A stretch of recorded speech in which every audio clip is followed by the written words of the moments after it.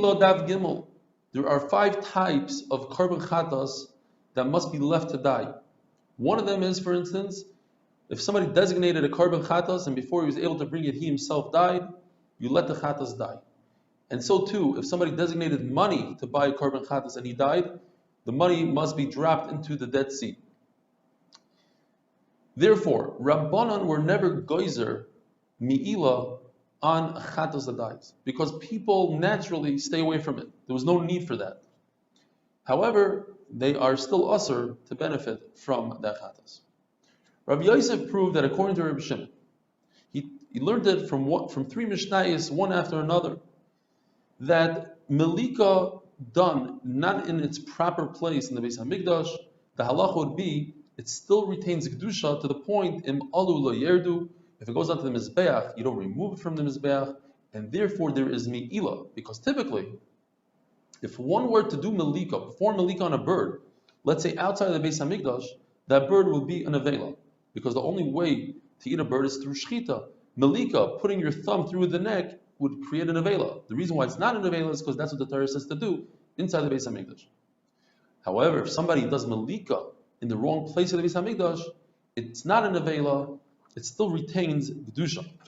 The Mishnah brings that anything that's Psuli B'Kodesh, the Psula on this animal happened inside the Beis Hamikdash through something of the Beis Hamikdash. For instance, you shecht it with your left hand, you shecht it at night, all those don't have Tumah B'Beis HaBliyah. A kosher bird that dies is an Avela.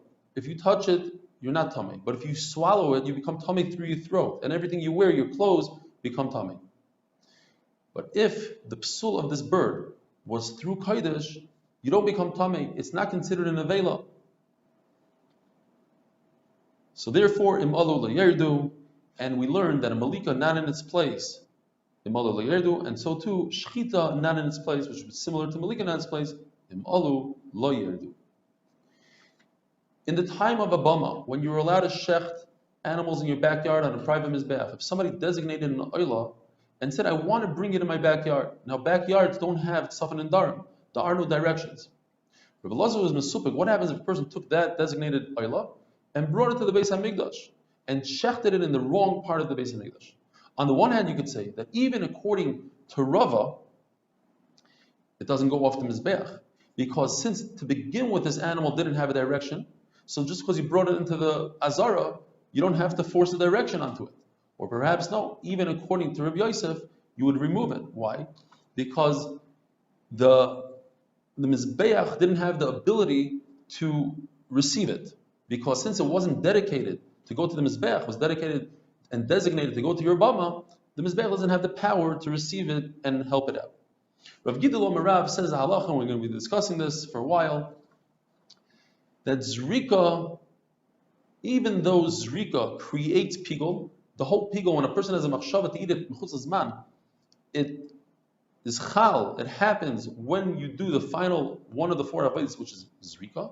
Nevertheless, when it comes to Me'ila and a person has a machshava of pigul, it's as if there was never a Zrika, and it doesn't matter if it's kachim kachim or kachim kalim.